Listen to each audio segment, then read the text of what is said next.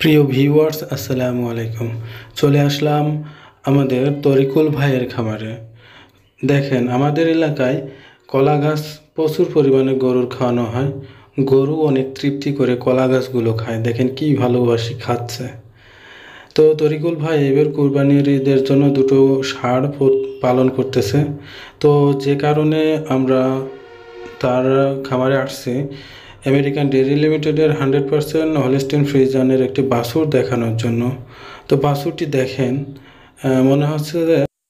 মনে হচ্ছে এটি গরুর বাছুর নয়, মহিষের বাছুরের মতন। বাছুরটি আসলেই অসাধারণ এবং অবাক করা গ্রোথ নিয়ে বেড়ে উঠতেছে। বাছুরটি দেখুন, গায়ের রং একদম মিচমিচে কালো, পায়ের গিরে একদম পুরো বডি ডাবল বডির বাছুর। তো এডিএলের বাছুর মানে এরকম চমক দেখানো বাছুর। এই এডিএল কোম্পানির ফ্রিজিয়ান সিমেন্টগুলো বাছুর হওয়ার সময়ই 35 থেকে 40 কেজি ওজন হয়।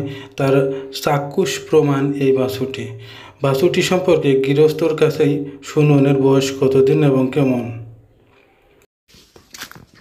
তরিকুল ভাই, বাছুরের বয়স কতদিন হচ্ছে? তরিকুল ভাই, 3 মাস হয়নি এখনো, 2.5 মাস মতো।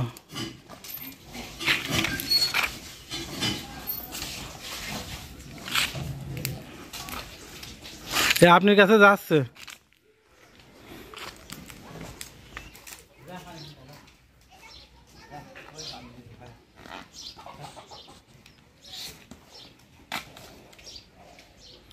এতগুলা পরও ঠিক পাচ্ছে যে কিছু একটা হচ্ছে।